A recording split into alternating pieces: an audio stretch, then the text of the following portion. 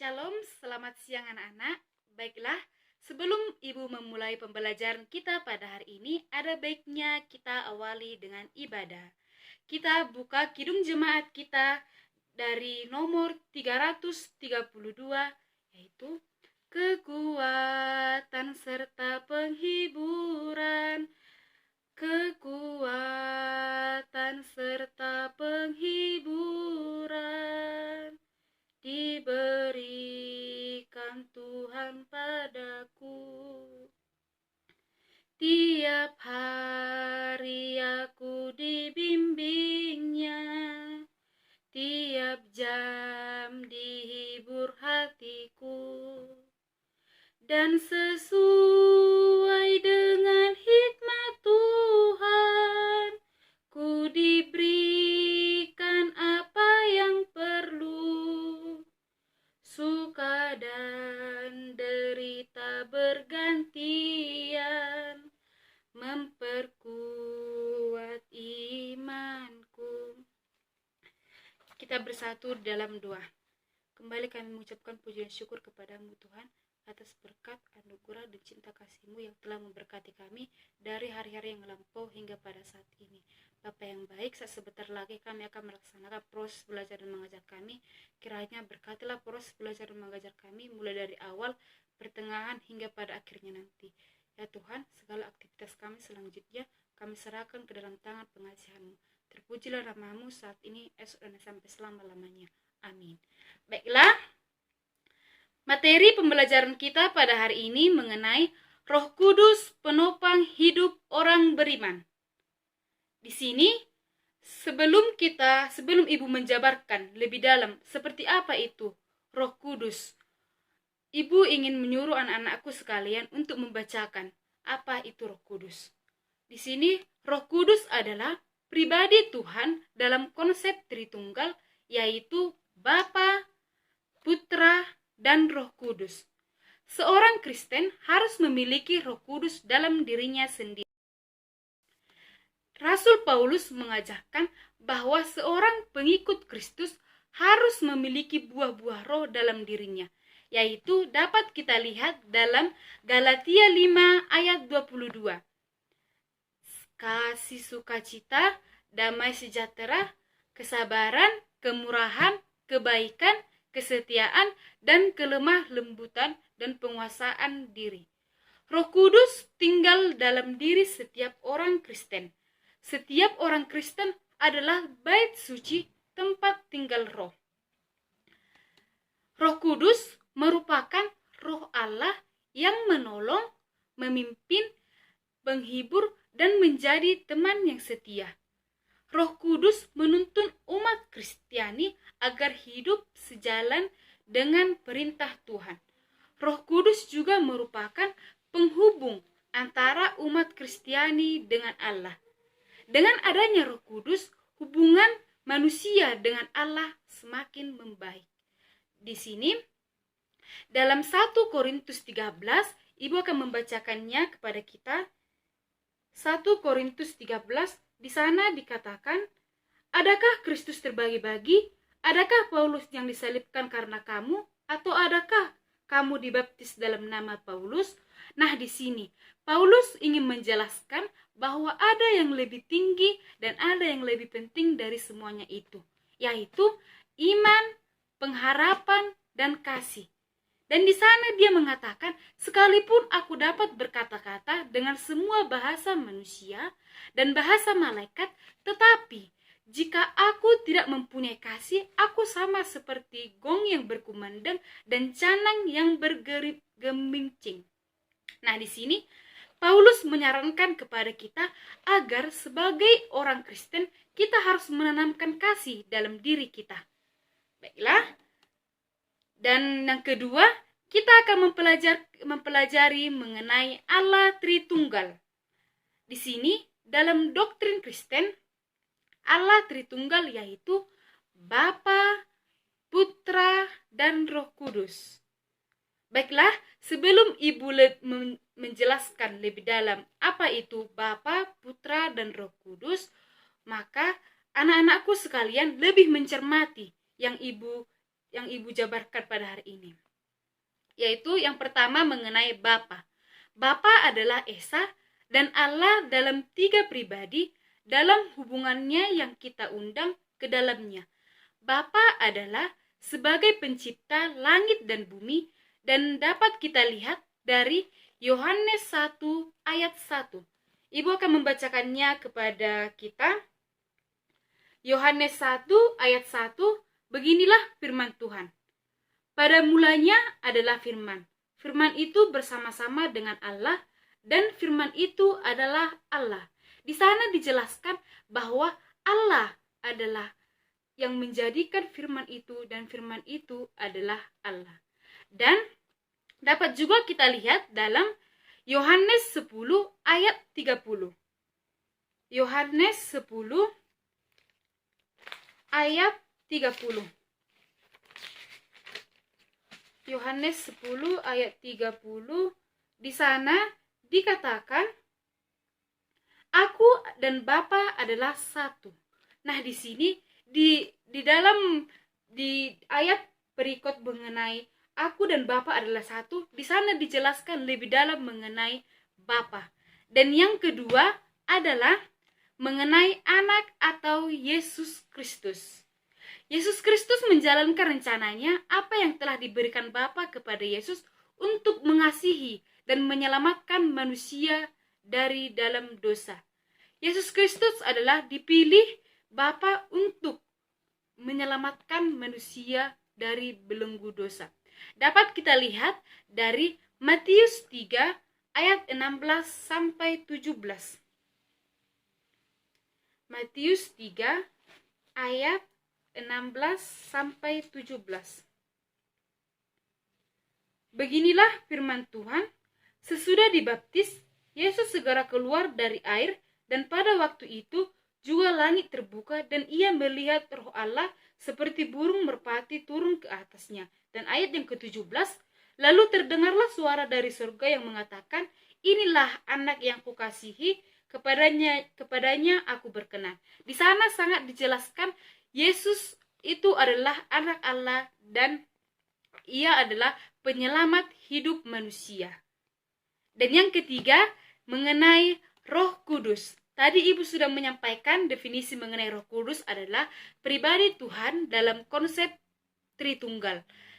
Ya, manusia harus memiliki Roh Kudus dalam dirinya sendiri. Roh Kudus di sini adalah sebagai penopang, penghibur, pemimpin, dan menjadi teman sejati atau sahabat bagi kita. Dan dapat kita buka dalam 1 Korintus 6 ayat 19 sampai 20. Sama-sama kita membuka 1 Korintus 6 ayat 19 sampai 20.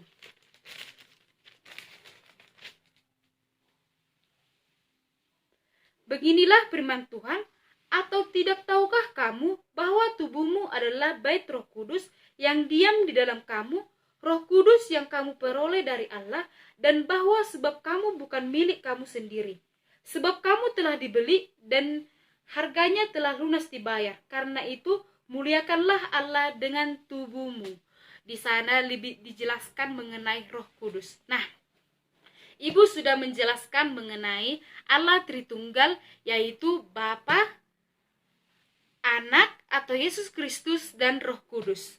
Di sini Ibu akan menampilkan video mengenai Allah Tritunggal agar kita lebih menguasai materi pembelajaran kita pada hari ini. Setelah Ibu menampilkan materi kita mengenai Allah Tritunggal, Ibu akan menyuruh anak-anakku sekalian untuk mendiskusikan seperti apa itu Allah Tritunggal. Oke, baiklah. Dan yang ketiga, kita akan mempelajari mengenai peran Roh Kudus dalam hidup manusia. Baiklah, di sini peran Roh Kudus dalam hidup manusia dapat Ibu ambil 3. Yang pertama itu mengenai Roh Kudus sebagai penghibur, Roh Kudus sebagai pemimpin, Dan yang ketiga, Roh Kudus sebagai teman sejati atau sahabat bagi manusia.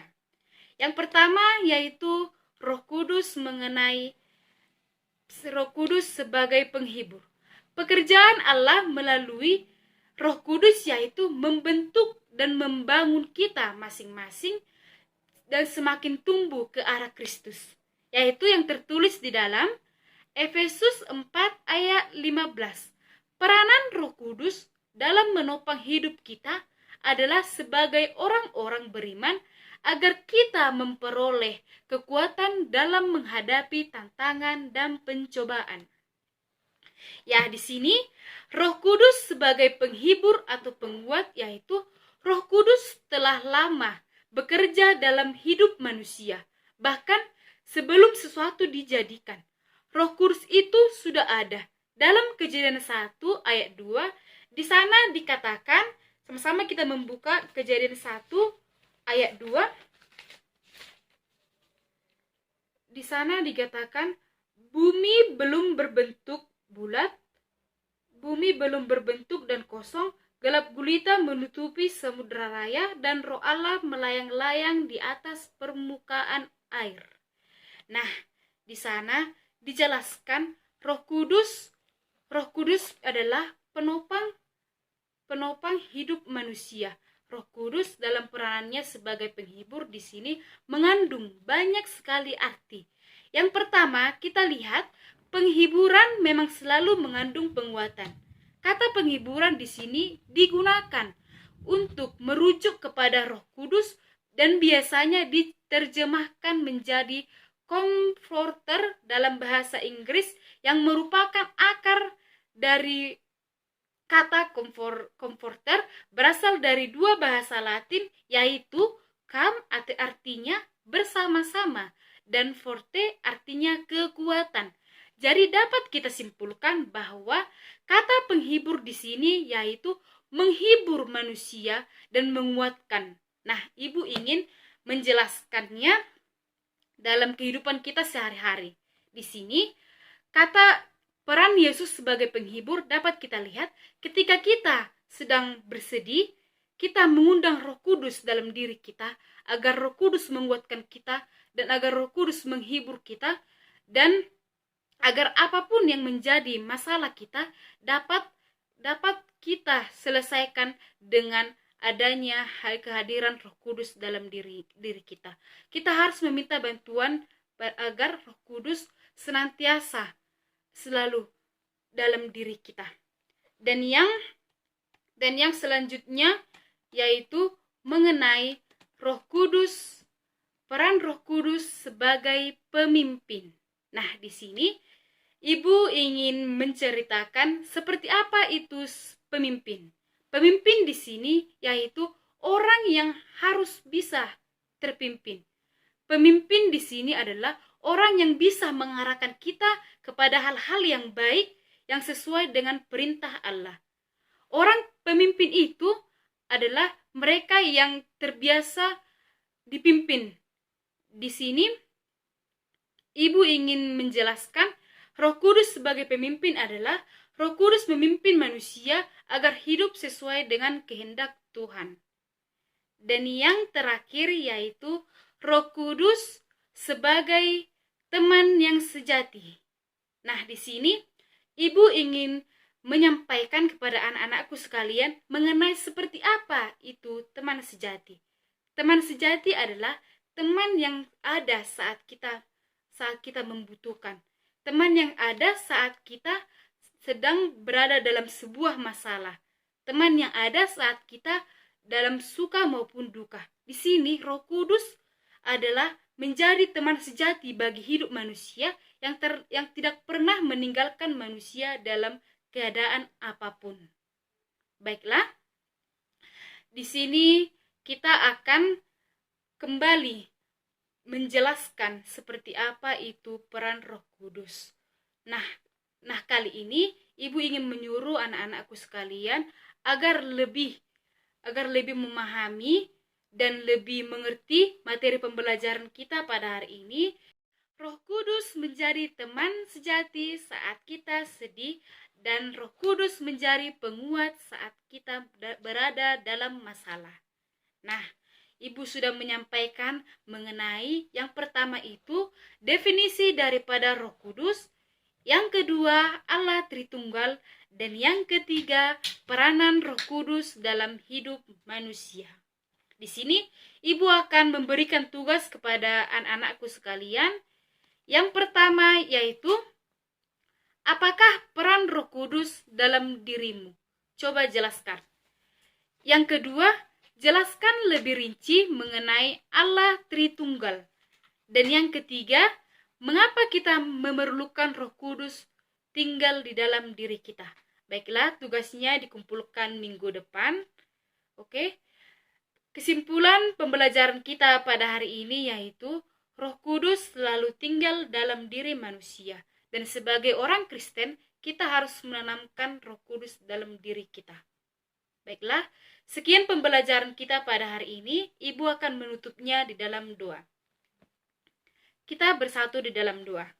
Kembali kami mengucapkan puji dan syukur kepadamu ya Tuhan, atas berkat, anugerah, dan cinta kasih-Mu yang telah memberikan kami kesehatan. Ya Tuhan, pada saat ini kami telah selesai melaksanakan proses belajar dan mengajar kami. Kiranya apa yang menjadi pembelajaran kami pada hari ini dapat kami terapkan dalam hidup kami, ya Tuhan. Ya Tuhan, aktivitas kami selanjutnya kami serahkan ke dalam tangan pengasihan-Mu. Terpujilah nama-Mu saat ini, esok, dan sampai selama-lamanya. Amin. Amin. Baiklah, sekian pembelajaran kita pada hari ini, dan shalom bagi kita semua.